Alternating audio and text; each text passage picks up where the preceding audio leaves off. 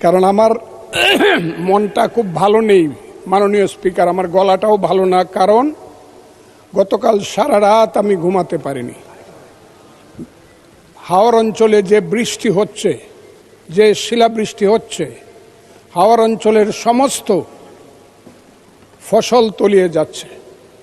একটা মাত্র ফসল, 12 মাস মানুষকে অন্যের উপরে, অন্য এলাকার উপরে নির্ভর করে থাকতে হবে তাদের পেটের ভাত পরনের কাপড়ের জন্য। আমি এই ব্যাপারে আমাদের নেতা, সংসদ নেতা এবং মাননীয় প্রধানমন্ত্রী সহ সংশ্লিষ্ট সমস্ত মন্ত্রীদের কাছে অনুরোধ করছি, হাওর অঞ্চলকে দয়া করে এবার বাঁচান।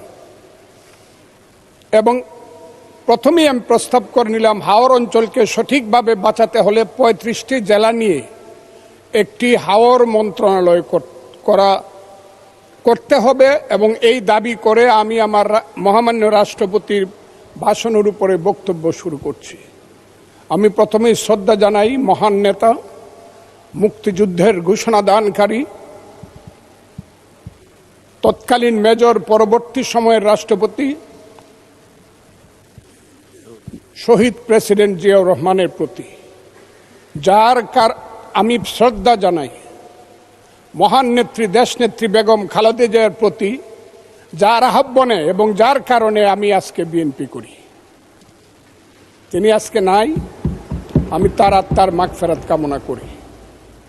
আমি বক্তব্যের আগেই আমাদের নেতা প্রধানমন্ত্রী জনাব তারেক রহমান, তাকে উদ্দেশ্য করেই বলবো, মর্নিং শোজ দ্য ডে। সকালবেলায় দেখা যায় বিকালটা কেমন যাবে।